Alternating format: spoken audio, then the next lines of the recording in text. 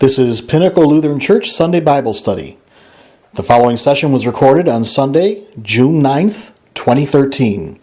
Continuing the book of Revelation. Oh, we're all set? Yep. Oh, good. We're getting to the point of Revelation where there's not going to be a lot of light and polite subject matter anymore. So I gotta be able to make sure that I'm being very conscious of that as we're getting in, because especially when we get into 16, we're going to actually be starting to talk about the sixth and the seventh plagues and their fruition, and not only that, but the final judgment is going to be coming to fruition. So I think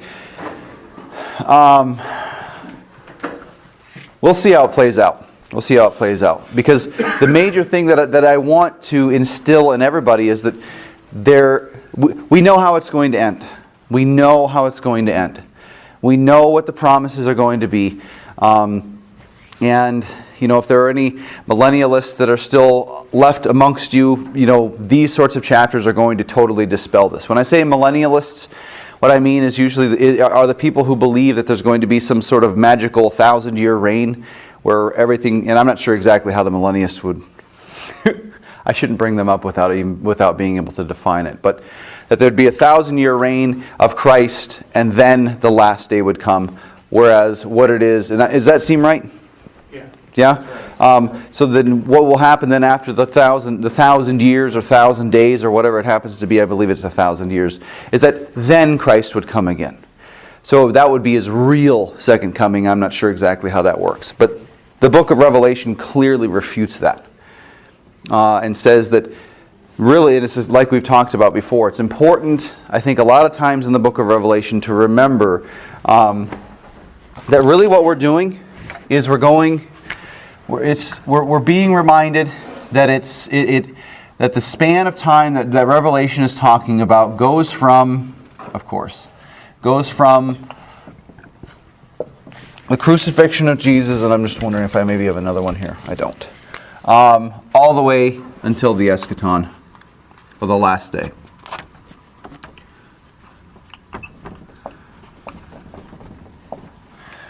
So all of these events that we're seeing, for example, when you start to get into the plagues of frogs, the unholy trinity that comes, the dragon that's going to be presented, the political entities that we're going to see, the religious entities that are going to be coming in, these are going to be cycled and repeated throughout the entirety of history, as we've seen in many different places before.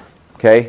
But, once again, what we're reminded of in Revelation is that it's going to be okay. It's going to be taken care of. Indeed, it is taken care of. Why? Where was it taken care of? On the cross. That's ultimately what we have to remember. So, how many of you have talked to any friends or family and said, we're doing a Revelation Bible study in our church?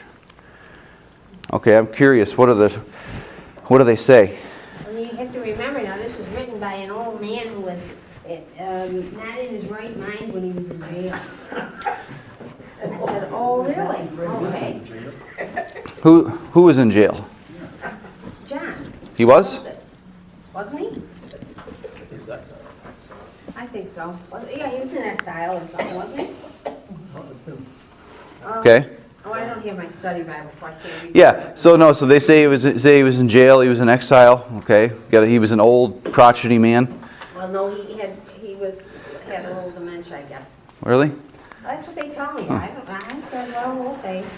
Okay. What are some? I'm just curious. I mean, I'd like to know how the other half lives, so to speak. This was years ago, too. This was not in this church. Oh. This was in a different church. What else? Anybody else heard any? It's too well. Some people I talk to now, when I invite them to come, they say, "Oh no, it's too way over my head. I don't get it. I don't understand it.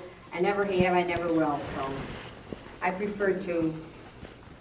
Well, most people I've talked to said that there's like so many different views that's so symbolic that you can't possibly come up with an actual thought of what is really being said. Okay. Or symbolic, you mean? Is that what you said? Symbolic, or it's just even those that don't believe it's symbolic, you just believe that it's there's many interpretations you can have at any point here as to what it is. Well, and in some ways they're right. In the sense of understanding, for example, the different religious and political entities that have embodied throughout the history between the crucifixion, resurrection, and the last day. Entities that have embodied political systems that have tried to overthrow the Word of God. Of course, there's been many of them. There's been religious systems, that second beast that's talked about. Of course, there's been many religious organizations and otherwise who have preached false doctrine and preached false, have been heretics. Of course, but overall, is what they're saying correct? Is it so broad that we can't know what's going on? And it's sort of a well, let me see what your answer is. I think, I can only speak for myself. If I were to read this on my own, not with someone who has studied it, not with someone who sees the bigger picture than just Revelation, if I didn't know all this other stuff and tried to read it, I probably wouldn't get it. If I didn't read this stuff, I'd never get it. And the fact that I read this stuff and then have you interpret it, or I'm not sure interpret's the right word, but at least give us the background, give us all the history, all that, then I don't think it's so difficult. I think I have to go along with her, but I think back, so many other people have interpreted it differently. I still remember my mother talking about when she was young, people going up, selling their homes and everything, go up on a hill waiting for the coming. I mean, as if that made sense. Why do you sell your house if it's the end of the world? Right. Right.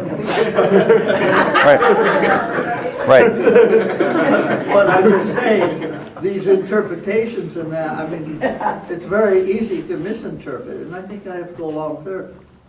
I've never spent much time with Revelations because I didn't understand it. It's so abstract. I think the closest I came to it is a very interesting. I enjoyed his novel. There's a series of novels about the last days. I can't think of the series, but they're a lot of fun. Left Behind series? Left Behind? Yeah, Left Behind series.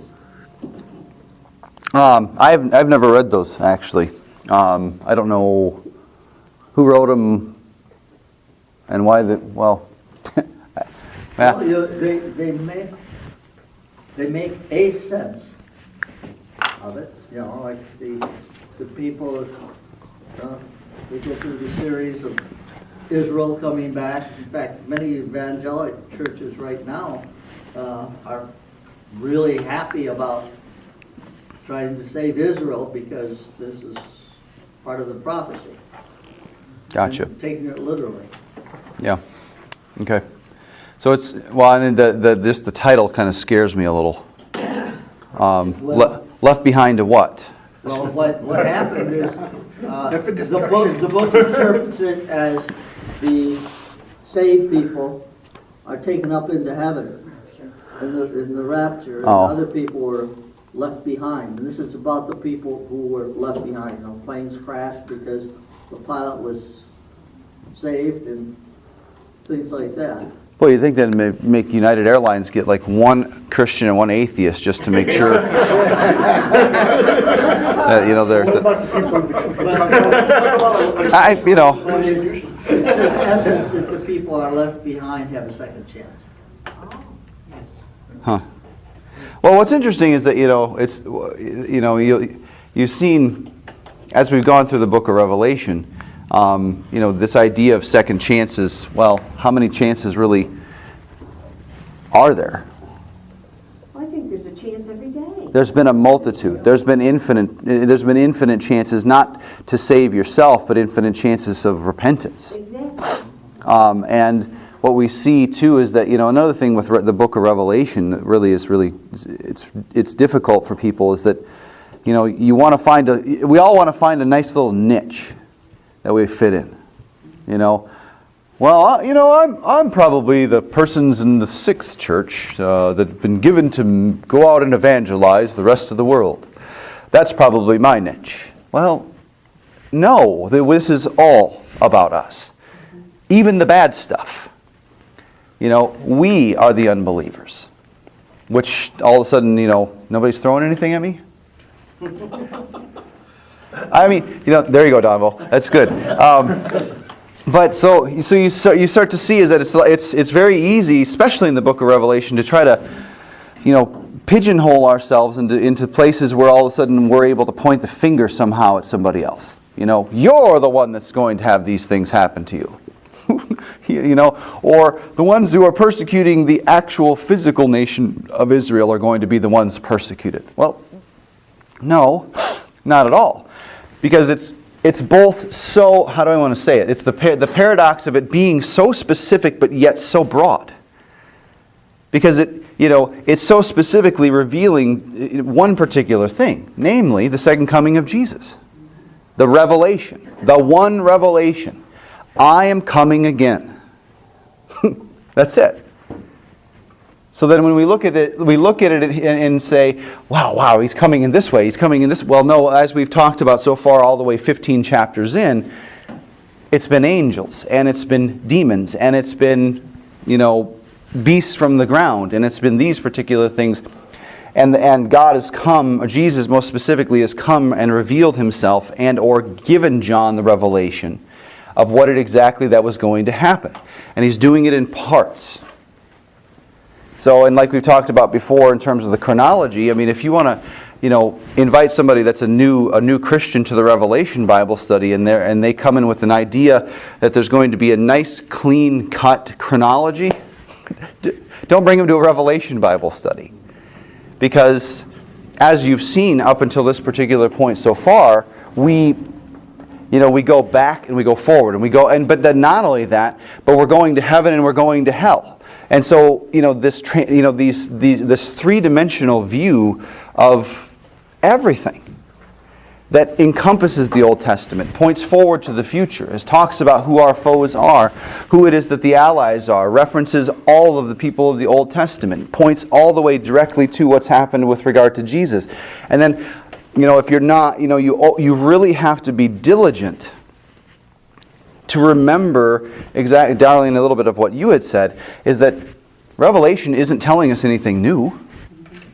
The question, and to me, I look at Revelation as a stumbling block for new Christians. Sure. Because if you take a look, the Gospels and the epistles basically are the basis of Christianity. The Old Testament is a background for it, and Revelation just kind of skips around in a way that makes Christianity kind of confusing. Well, but then along those lines too, and I agree with you in the sense that,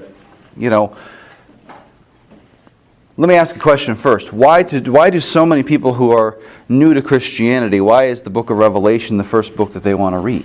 Because when you go into a Christian bookstore, which is where, excuse me, where most new Christians go, at least in my 30s, when I finally started to question a lot of things after I get a couple kids, and we all do when we mature a little bit. The first place I went was to a neighborhood Bible study. I was invited to a neighborhood Bible study. And then the next place I went was with these women to the Christian bookstore. Well, Alpha and Omega, there was another one too out in it doesn't matter. You know what I mean by a Christian bookstore? Not a Lutheran, not a publishing house, but one of these. And most of those books that are put in the forefront are about the last days. At least that's what I found. They were about turmoil and I think that's because that's what gets their attention. Remember back in the 70s, had all that stuff too? You remember that? those of you, in the 70s, there was a whole big, I'm just laughing because I'm thinking of all sorts of millennialist, end times titles that would really sell like hotcakes, Don't you think that so many people are worried about what's going on in their everyday lives, that they're looking at this as kind of the answer? Sure. Yeah, I It mean, just confuses it more, I think. that's right. right. And I think, go ahead, Jeff. I was going to say, my uncle's a minister, Church of God, and you cannot convince him that, there is no 7-year period where Christians are plucked out by the rapture and not staying here to suffer through this. And I think that's like the get out of jail free card. What's been good about this study is you learn that as a Christian, there is suffering, there is persecution. You're not going to be taken away from it. And I think that's why so many people are attracted to that type of explanation, to these types of end time books, that, oh, okay, Right. at least I'm not going to be around for all this bad stuff. Sure. Peg. Yeah, go ahead, Peg. You don't give a baby solid food, Exactly. so you can't give a new Christian the end result. You gotta work up to that point.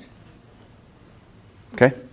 I'll add too that, as I expressed before, that, I've read the Bible and some of the books a few times over, and until I had things explained to me, there was a lot, and there still is, a lot that doesn't make sense.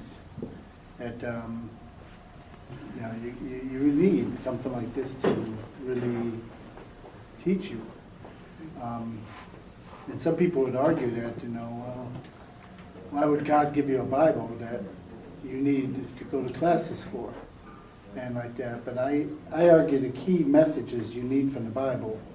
I mean, the basics, you don't need a class perhaps. I'm not sure, but there's a lot that you go deeper. There's a lot of things I thought that were really basic, and then I found out through talking to you or a class like this that, oh wow, I misunderstood that and all.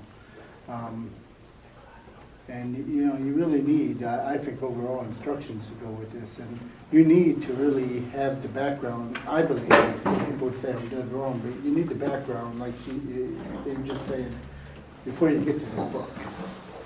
Right. I mean, there's so many prophets that this is backed up by, and everything. You really have to have an understanding of that. And my understanding is that Isaac Newton went crazy trying to put together the numerology that Daniel spoke alone. Right. And Yeah. believing that he could predict the end of the world because of all the dates and everything that was given. And you look at that, and I don't have it memorized, but there's some things when he says a week is really 70 years or something, and you have to understand maybe the old Hebrew calendar back then, or Jewish calendar, or the way they kept time maybe to. I just like to look at it and say, no one knows the day and the hour. That really just kind of gets right to the point of, Says that. right, yeah.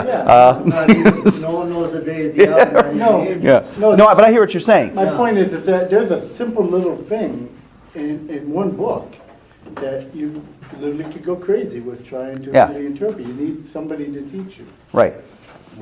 That's Right. my point. Well, along the very same lines, I think that if I had not been educated in Christianity, I'd be turned off by God from the Old Testament. Because, Saul was being punished because he didn't kill all of all his enemies. He saved the one king and things like that. Mm-hmm. It doesn't relate to my Christian view of God. But if you read the whole, there again, if you read the whole Old Testament from beginning to end, and you saw everything that happened in Judges and what have you, you would understand that better.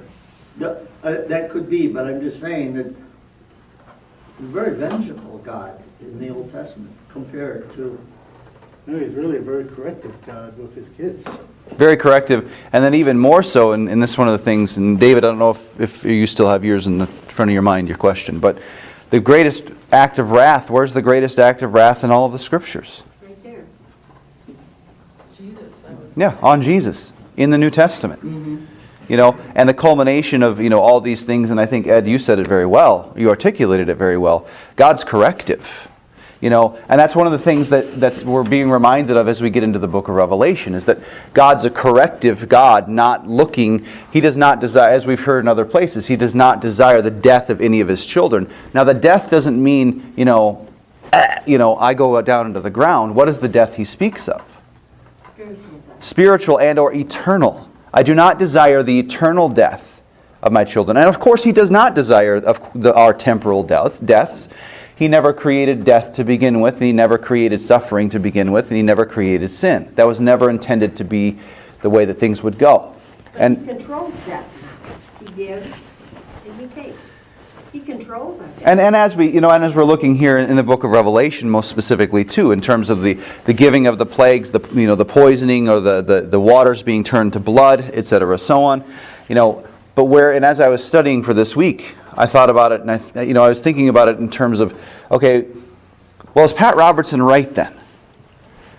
Okay, what happened when Katrina came? What did Pat Robertson say? You tell me, I don't know. God sent Katrina to punish New Orleans. To punish what? To punish New Orleans. Oh, New Orleans. because of the jazz and all that? I don't know. There's a lot more than Not to even money. You'd like to sing something. But the point is that it's that sort of thinking can lead you in the same sort of way as you said. It can start to drive you crazy. But there's certain people where it doesn't drive you crazy, it drives you to power. For example, as we were talking about those millennialist books, it's like, I can think of all sorts of great titles that would sell millions of copies. Yeah. What to do, it's like, never mind, it's too funny and easy. But the point is that, those ideas and those little strains and little veins of thought, if I'm thinking it with regard to, oh no, I've got to do something, what's my doomsday checklist going to look like? What do I need to do to be prepared? And what do I need to do not to be left behind? Right, I just asked a lot of questions there. And what we're going to start, and this is why I think this particular class is so important, because we're going to talk about it next week. How quickly is Jesus going to come? Right, in the blink of an eye. There and gone. What do you mean, there and gone? Boom. How quickly will the judgment come? I mean, is it going to be like it happens in the movies, Armageddon, where you're driving on the freeway and all of a sudden, you start to see whole chunks of earth falling down into the ground? And is it going to happen like that? Well, that's happening right now. Roads are collapsing. Houses are falling. But it's happening in slow motion. That's the point. You can never make a Hollywood movie about that. It's like, oh, there's a sinkhole in Irondequoit. It's Monday. They did make a movie of those books. Did they? And Bob and I went, and we were walking out, and several couples were sobbing uncontrollably because they were so scared. Sure. Go ahead, Mr. Hornberg. Going back on my earlier comments about the Old Testament, I mean, I was lucky, I talked to someone a little bit about that, and he commented that it was really a protection of the, how do I want to say it, of people from the influences of the, shall we say, the unbelievers. Because you read over and over in the Bible how the people would relapse into worshiping on these hills and things. So he wanted to isolate the believers somewhat from the unbelievers. Right. And that helped me understand that better. It was, like you said, a corrective measure. But when I first read these over, it really upset me. And until I got to thinking about that. It was, okay, as a Christian, you should associate with Christians, not get involved with their unbeliever activities. But if you do that, then you're losing that opportunity to bring them to Christ. Yeah, there's a balance. That's right, and that's the hard part, is finding that balance. Well, right. It's in terms of, the being afraid, and in terms of the bringing people, yes, there's a ton of things, according to the way that these things can be depicted in Hollywood or even in books or whatever it happens to be. I'd be terrified. I mean, and that's why as we've gone through the study of Revelation, that's why there's always these pretexts. Okay, let's take a deep breath, because this is what we're going to get into today, and it's going to sound bad. It's going to sound horrible. But then there's times like I've said, where we have to jog back a little bit and see what it is that the promise is that God makes through Christ to John of what's going to happen as these things come, because the promise that's always there is that there's going to be protection for those who are the believers. Not only that, but those specifically as chapter 9, and then we'll see again here in 15 and 16, those who wear the garment. What's the garment? Yeah, there you go. You're going to see it today. Receive this white what? In a baptism. Receive this white garment to show that you have been clothed with Christ's righteousness. Okay, so the ones who are clothed with Christ's righteousness are the ones who have received these things, and those are the ones that have been given the faith. How do we know the ones that have been saved? They're baptized. That's how we know specifically. Yes, we know that God's working in their lives, Okay. and we know that they've been saved. So, but in terms of doing the work of evangelizing, that's one of the other things too that they're going to talk a lot about in St. Louis this coming summer. Nah, I won't go there. You should go there. I'm not going to go there. I'm being recorded. Then you and I'll sit down here and we'll talk something Yeah. about that. Yep. The IRS? It's important though that you do say that go and make disciples that Jesus referred to is not meant for laymen. That was meant for the apostles, the called ordained ministers.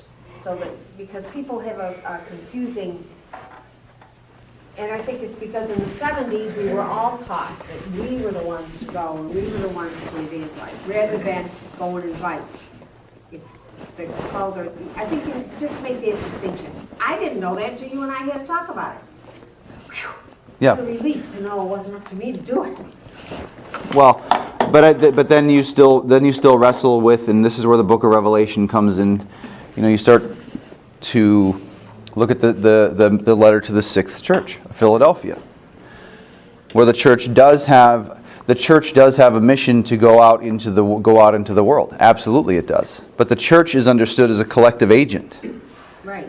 The church is understood not as individuals, not as as a separate knuckle or a separate kneecap or this, that, or the other thing. It's the church in general as an entity, as a body, that goes out and does these things and proclaims her bridegroom or her husband, her husband, Christ. So I'll try to get back on track here a little bit.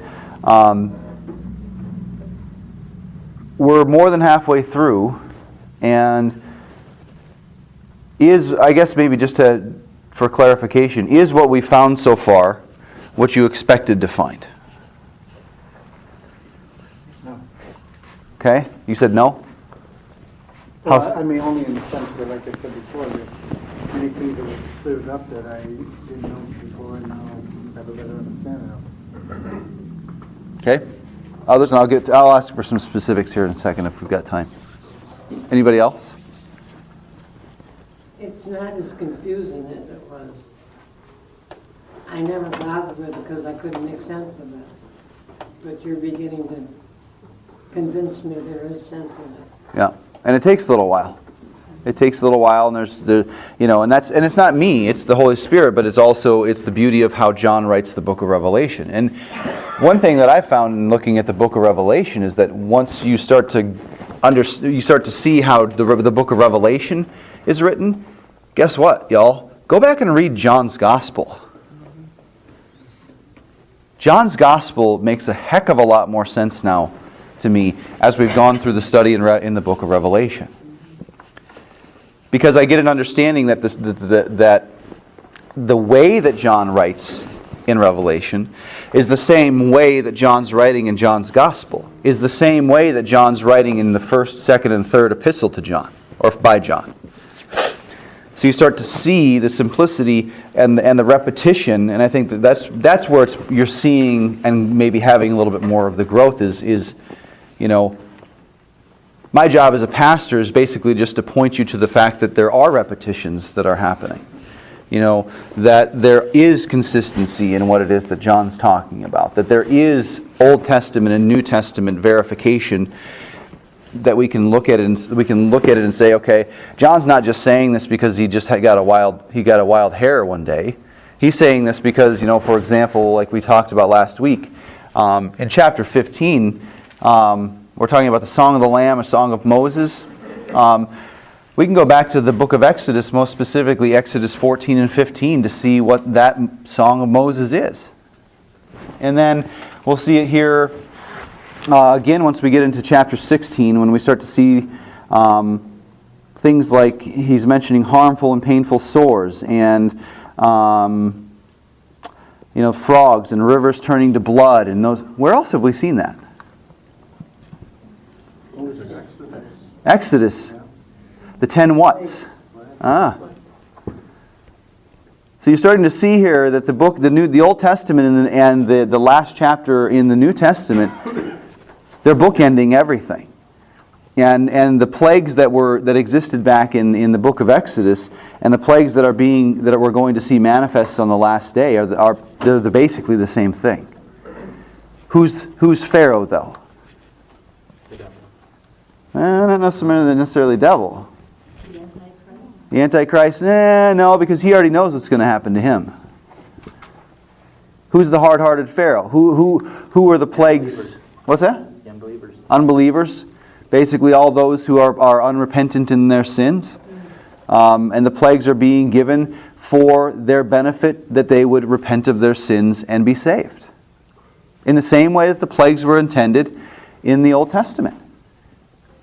And so that's where, like we talked about before, that's where it's very easy for guys like Pat Robertson to say, well, God's clearly sending this as a plague or as a punishment for the people of New Orleans because they dance too much. Who's this Pat Robertson? Is he the guy on... All right, yeah, but he's on one of the religious stations, and he's an older gentleman, and he's the same one that said something about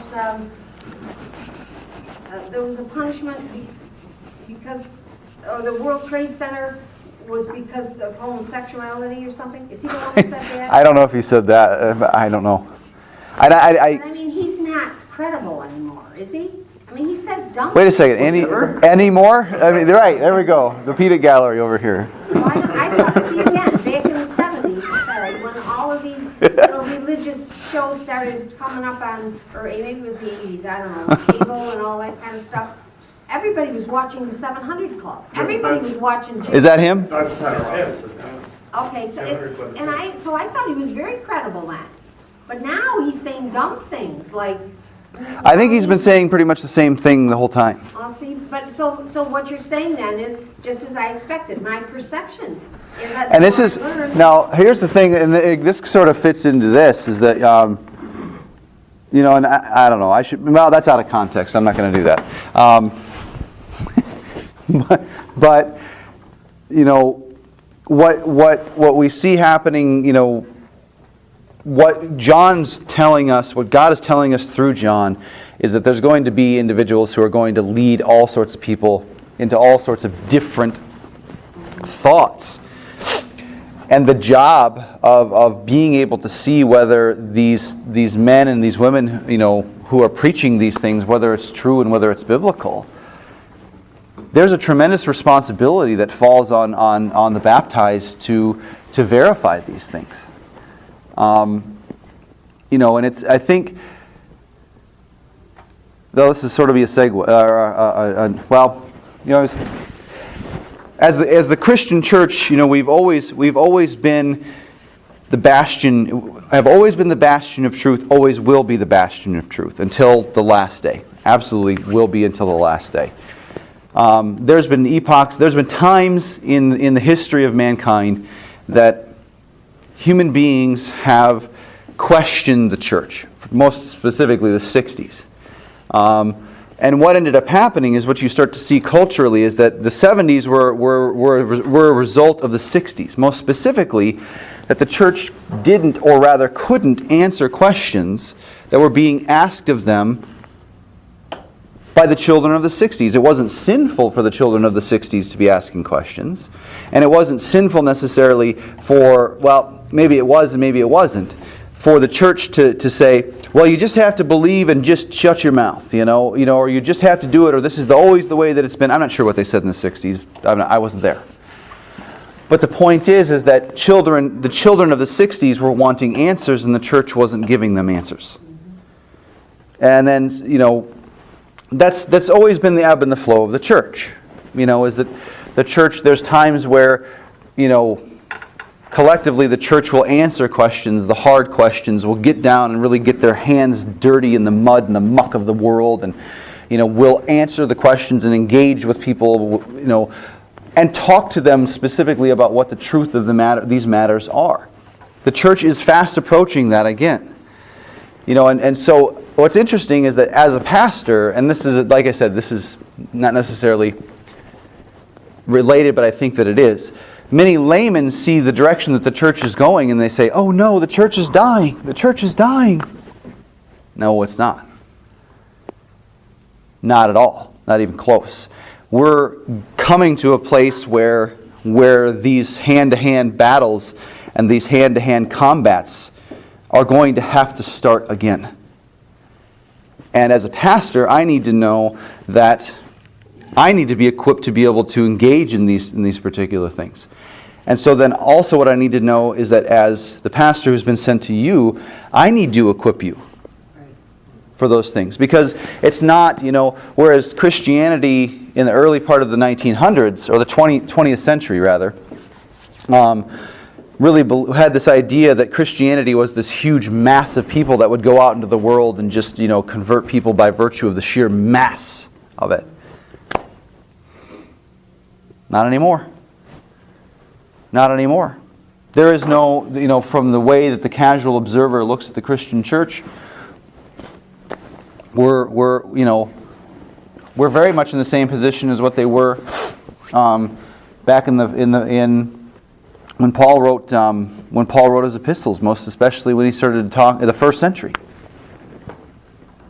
And it's not to say that we have to start to revert to house churches and run away from everything that's going on. It's not saying that at all.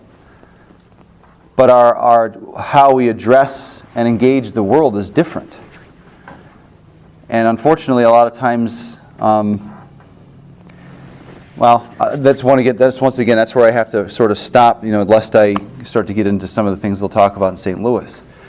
The idea of mass evangelization, maybe it will work. I don't know. I don't think so. It never has. It never has.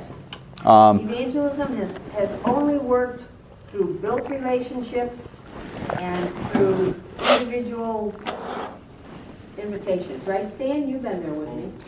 It comes to families who have cared enough to involve their children right from day one. It comes to people talking to other people at work, whenever they have neighbors, whenever they have the opportunity, particularly if there's a crisis.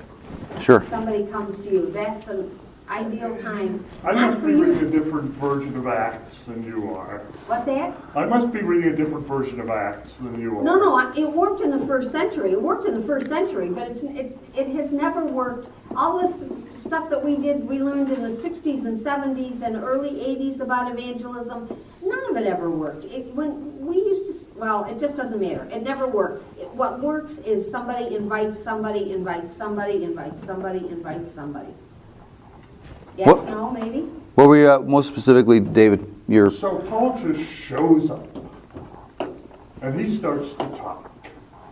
And lo and behold, 5,000 people. some numbers of people are converted.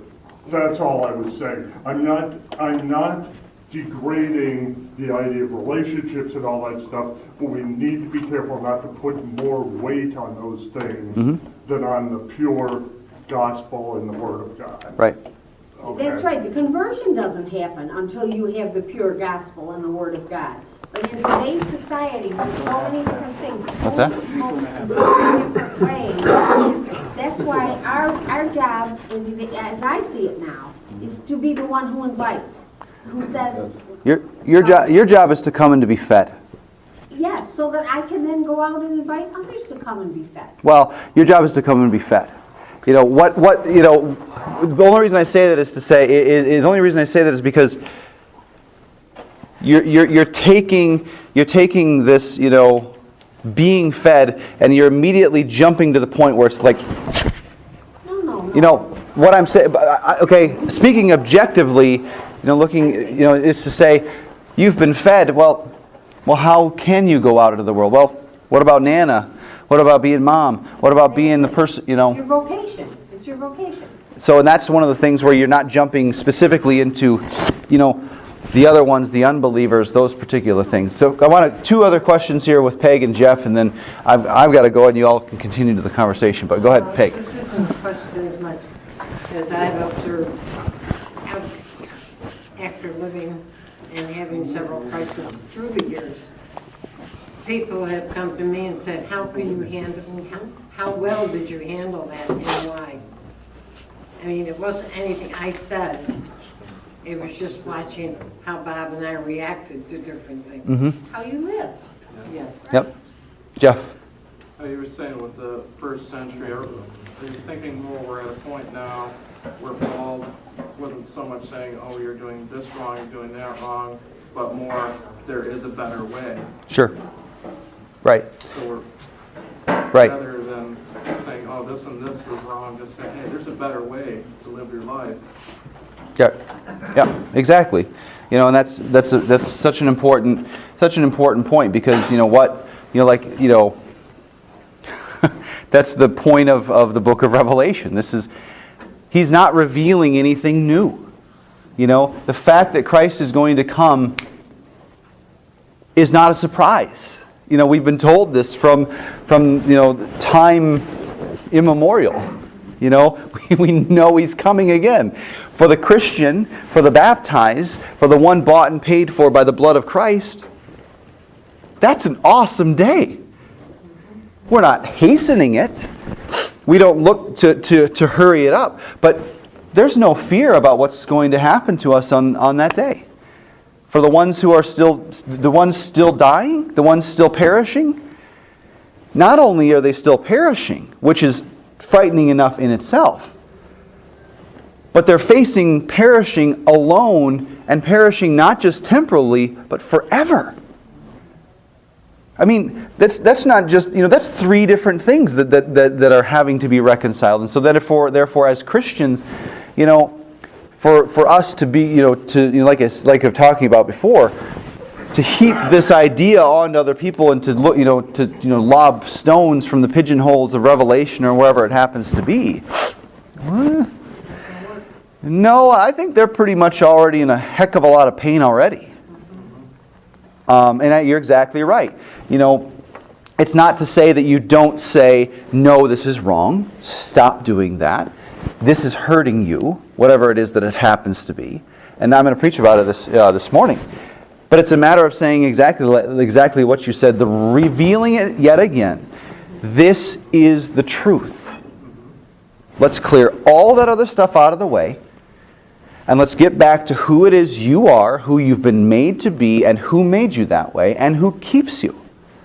Those are the things that we're reminded, and that's exactly what John's doing here in the book of Revelation. It's just a kind of a like we've talked about before. John's the great paleontologist, or the archaeologist, whatever. He's dusting the dust off of the old bones that we are, and he's saying, there you are, you're a femur bone of the body of Christ. I mean, that's an oversimplification, but there you are, and Christ has put you there. What a wonderful thing that is to be that, whatever that is. So, all right, I've got to go help with a baptism here. We'll see you all in church.